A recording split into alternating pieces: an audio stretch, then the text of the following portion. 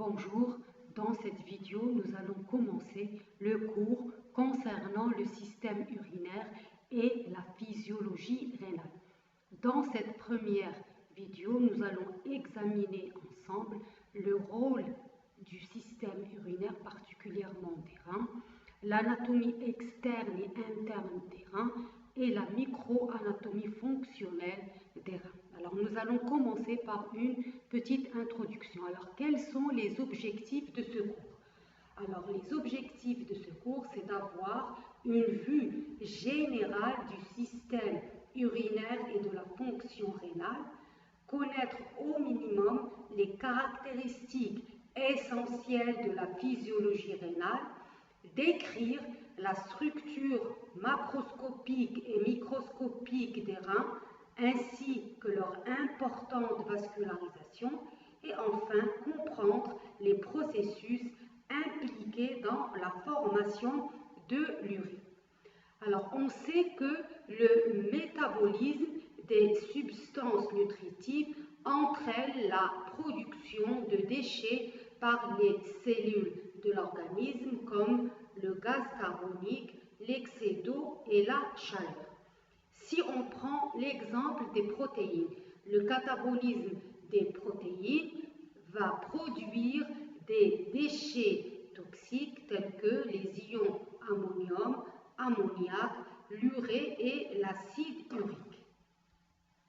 Alors, par ailleurs, des ions essentiels tels que le sodium, le chlorure, le sulfate, le phosphate et l'hydrogène, ils ont tendance à s'accumuler en quantité excessive.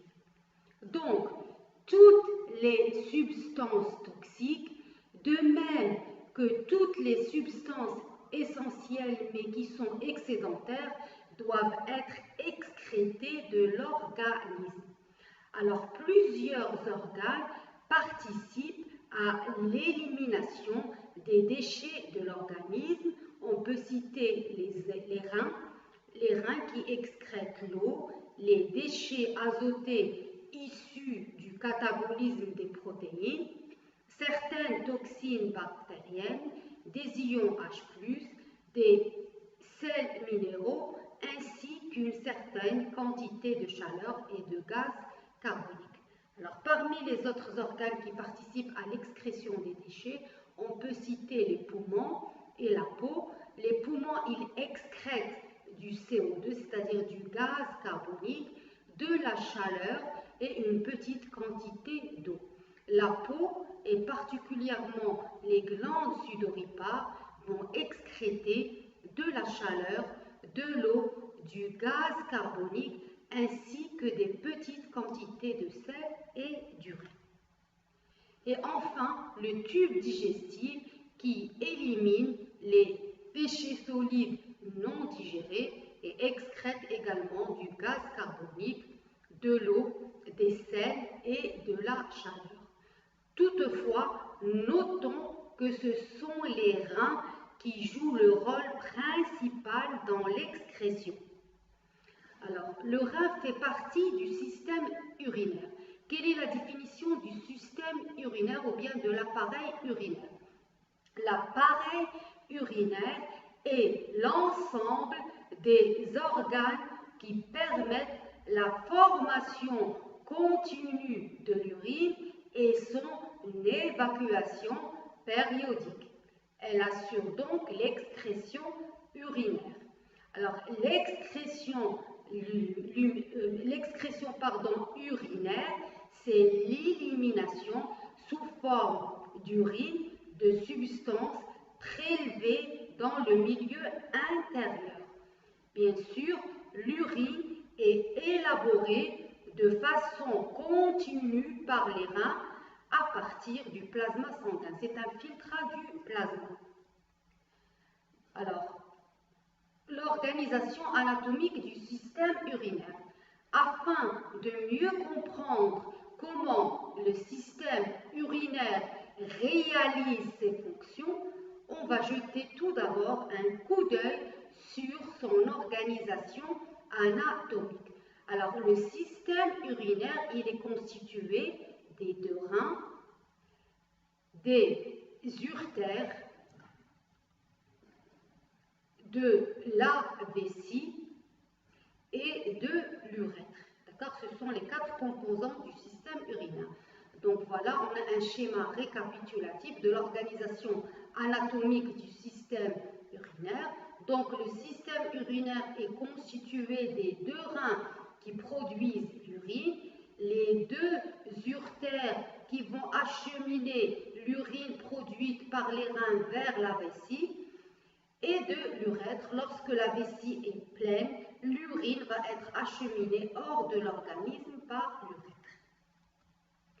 Alors, quel est le rôle du système urinaire? Alors, en résumé, le système urinaire assure une composition adéquate du sang en assumant plusieurs rôles.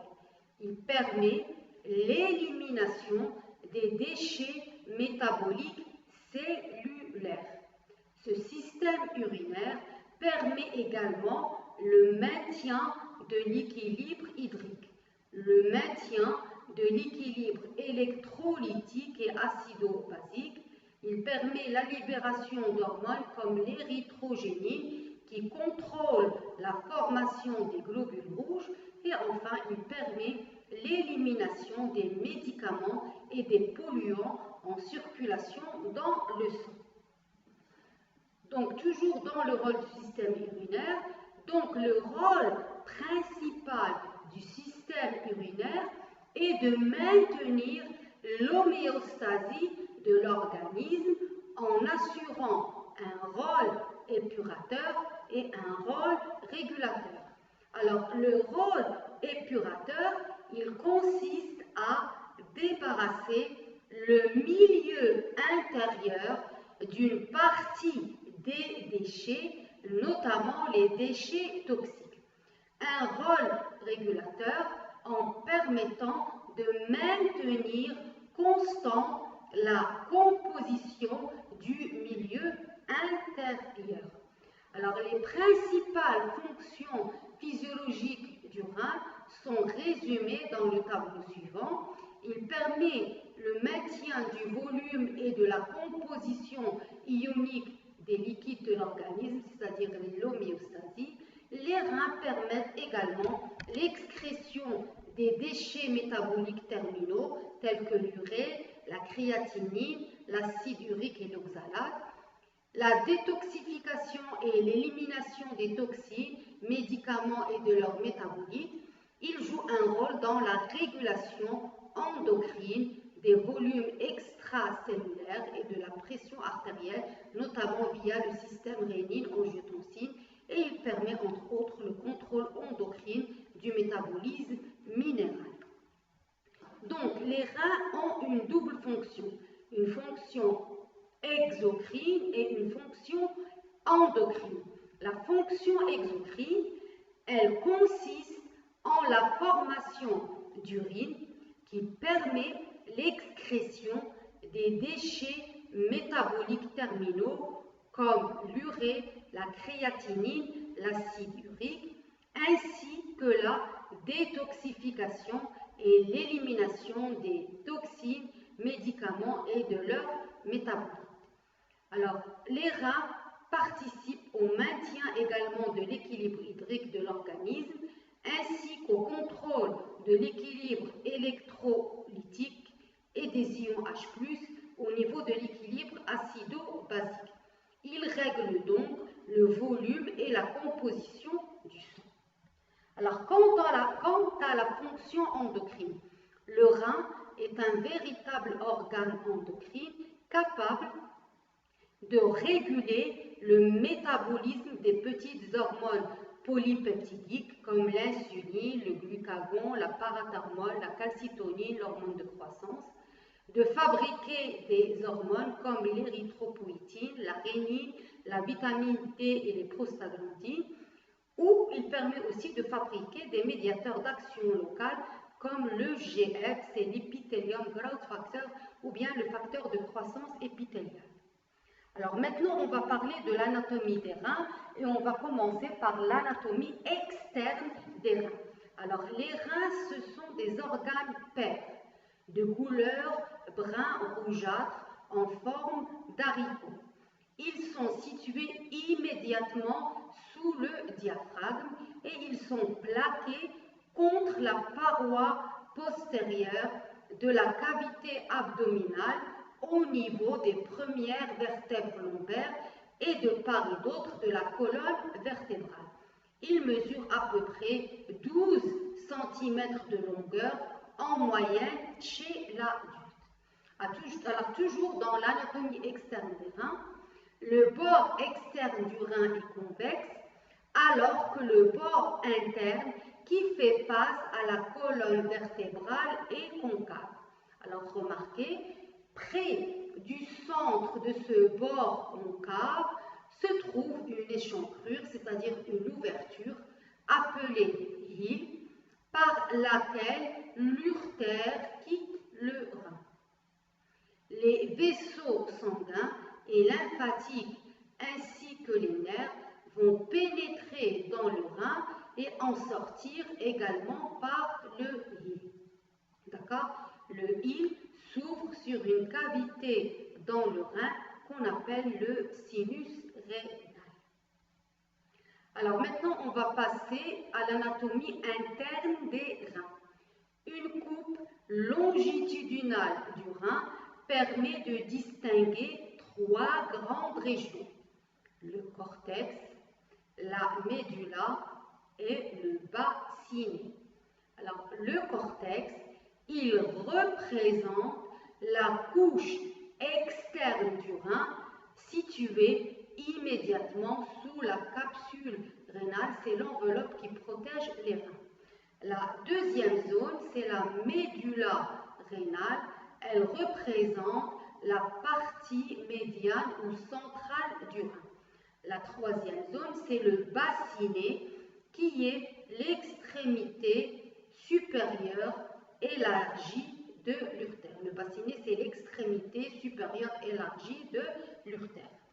Alors, si on regarde plus attentivement sur cette coupe, on va pouvoir distinguer des extensions de cortex qui se prolongent jusque dans la médula.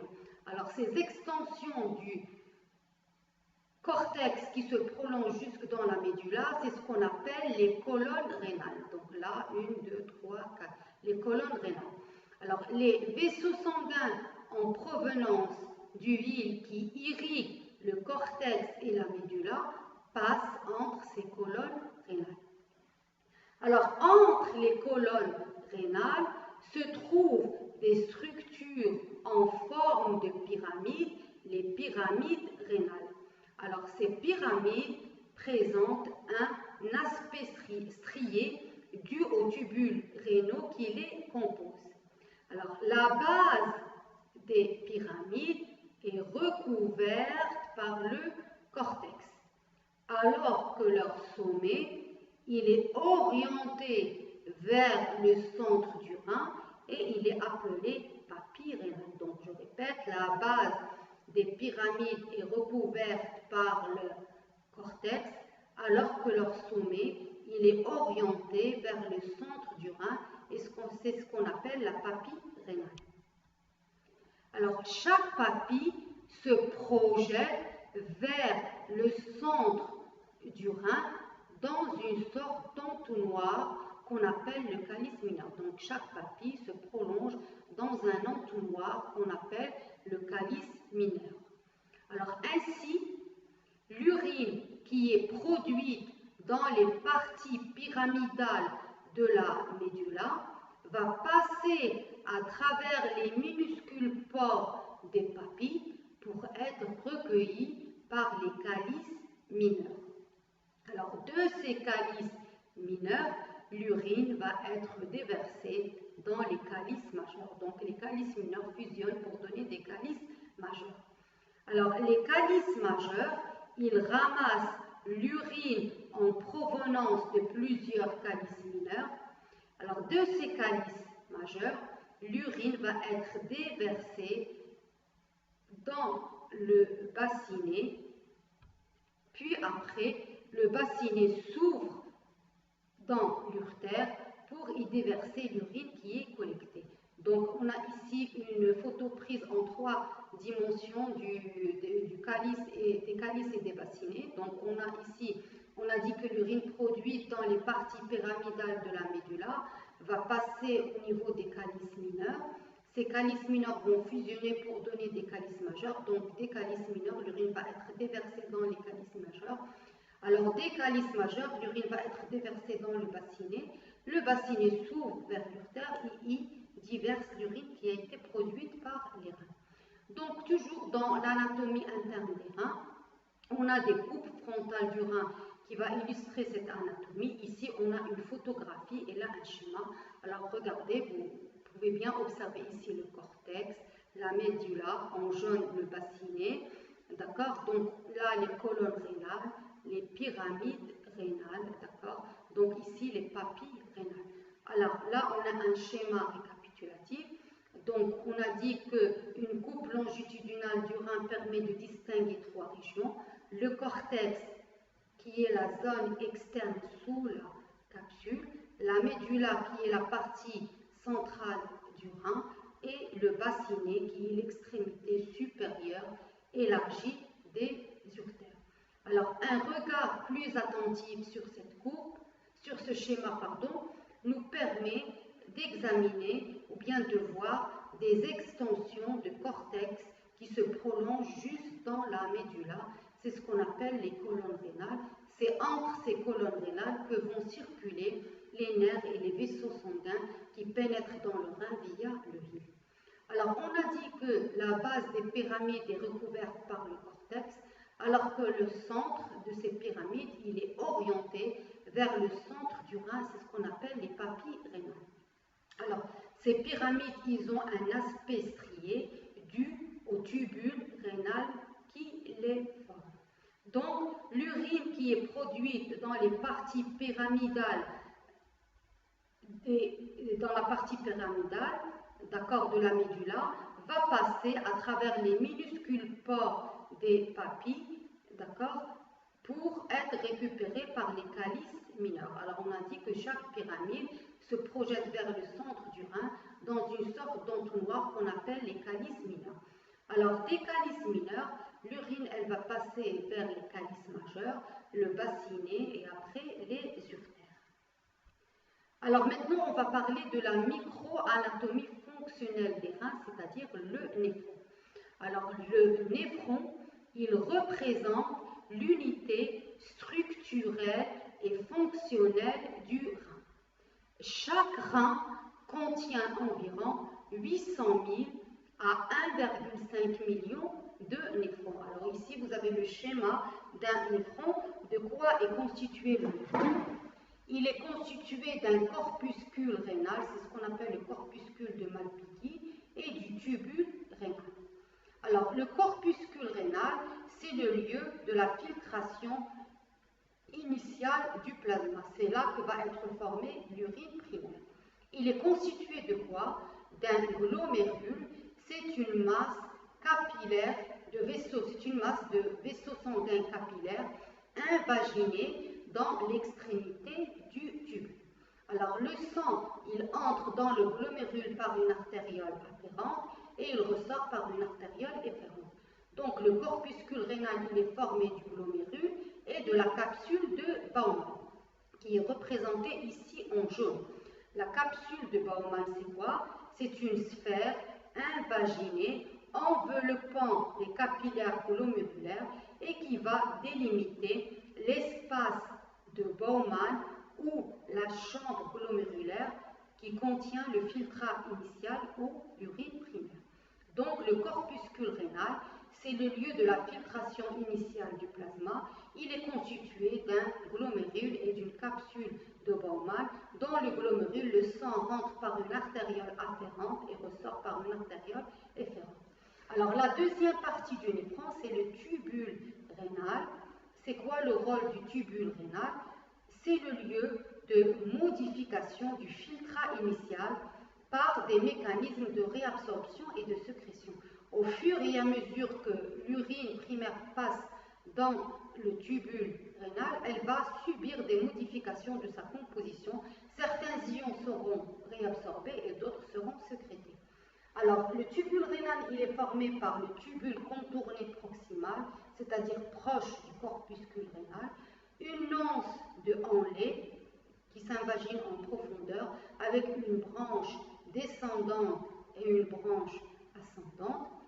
Le tubule contourné distal, c'est-à-dire qu'il est loin du corpuscule rénal, et vous avez un tubule collecteur sur lequel se branchent plusieurs tubules distaux.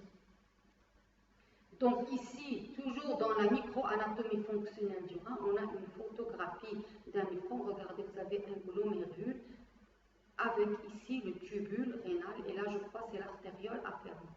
Donc ici, regardez, vous avez le néphron avec le corpuscule de Malpighi et le tubule rénal.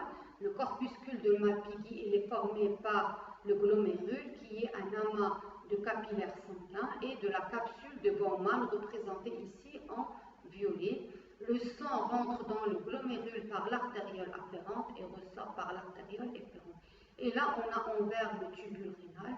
Il est formé par le tubule contourné proximal, l'anse de Henle avec la branche descendante et la branche ascendante, et le tubule contourné distal.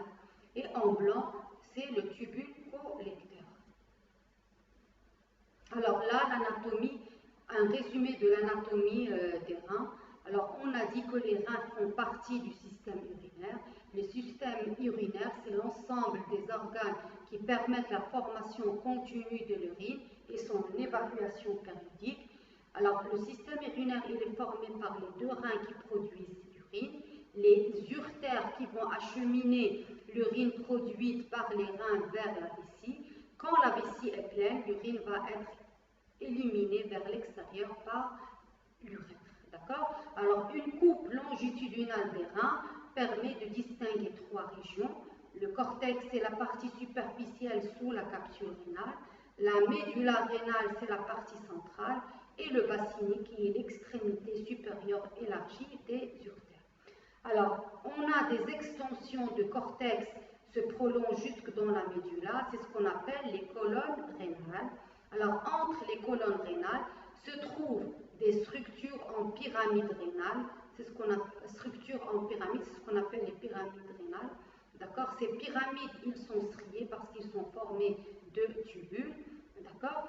Donc, la base des pyramides est recouverte par le cortex, alors que leur sommet, il est orienté vers le centre du rein et il est appelé papille rénale. Il contient des minuscules pores qui permettent à l'urine produite de passer. Donc, l'urine qui est produite au niveau des parties pyramidales va passer à travers les pores des papilles. Elle va être recueillie par les calices mineurs, les calices majeurs, le bassinet et les uretères. Alors, si on fait un fort grossissement des pyramides rénaux, on remarque qu'elles sont formées par un ensemble de néphrons. Le néphron, c'est l'unité fonctionnelle des reins. Alors, de quoi est formé un néphron? Le néphron, il est formé de deux parties. Vous avez le corpuscule rénal ou le corpuscule de Malpighi et vous avez le tubule rénal. Alors, le corpuscule rénal, il est formé d'un glomérule et d'une capsule glomérulaire. On a dit que le glomérule, c'est une masse de capillaires invaginés dans l'extrémité du tubule rénal. Alors, le sang pénètre dans le glomérule par une artériole afférente et ressort par une artériole efférente. La capsule, c'est une sphère invaginée qui recouvre les capillaires glomérulaires et elle délimite la chambre glomérulaire qui va contenir le filtrat initial ou bien l'urine primaire. Alors, le rôle, on a dit, du corpuscule rénal, c'est la filtration du plasma, c'est la formation de l'urine primaire ou du filtrat initial. Alors, le tubule rénal, il est formé d'un tubule contourné distal, un tubule contourné proximal, contourné c'est-à-dire il est sinueux, d'une anse de Henle avec une branche descendante et une branche ascendante, et d'un tubule contourné distal. On a dit que son rôle, c'est la production de l'urine primaire. D'accord? Au fur et à mesure que l'urine initiale ou bien primaire passe dans les tubules, elle va subir une modification de sa composition par des mécanismes de réabsorption et de sécrétion. Alors maintenant, on va revenir, on va voir partie par partie les différentes composantes du tubule, du néphron, pardon. Donc on va revoir partie par partie les différentes composantes du néphron rénal. On a dit, d'accord, que la première partie qui constitue le néphron rénal, c'est le corpuscule de Malpighi. Et le corpuscule de Malpighi, il est formé par le glomérule et il est formé par la capsule de Bowman. D'accord? Alors, le corpuscule de Malpighi, il est situé dans le cortex rénal, c'est-à-dire dans la partie superficielle, et il est composé de deux parties. Une masse de capillaires artériels appelée glomérule, entourée d'une structure épithéliale à double paroi en forme de coupe, c'est-à-dire en forme de vase, appelée la capsule glomérulaire ou bien la capsule de Bowman. Alors, chaque corpuscule possède un pôle urinaire, c'est là où se prolonge le tubule contourné, et un pôle vasculaire, c'est là où il y a l'entrée de l'artériole afférente et la sortie de l'artériole efférente. Alors, le corpuscule toujours de Malpighi, le glomérule et la capsule de Bowman vont former le corpuscule rénal, appelé aussi le corpuscule de Malpighi. Alors, schématiquement, on peut représenter la structure du corpuscule de Malpighi comme un réseau de capillaires pénétrant dans une sphère creuse de cellules épithéliales qu'on appelle la capsule de Bowman. Alors, le glomérule, d'accord, le glomérule, c'est quoi le glomérule? Les glomérules, ils sont formés par un ensemble de 5 à 15 anses capillaires anastomosées entre elles. Alors, c'est-à-dire des vaisseaux capillaires, anses, c'est-à-dire courbés, anastomosés entre elles, c'est-à-dire liés entre elles, entremêlés entre elles. Ils font donc partie du système cardiovasculaire. Alors, le sang pénètre dans le glomérule par l'artériole afférente et en ressort par l'artériole efférente et non pas par une veine. Donc, on note une différence anatomique majeure de la vascularisation du glomérule puisque le sang entre par une artériole et ressort par une artériole et non par une veine. Alors ici, vous avez un glomérule en microscopie électronique à balayage. Donc vous voyez les capillaires sanguins qui sont anastomosés entre elles, ils sont courbés, c'est ce qu'on appelle les anses capillaires.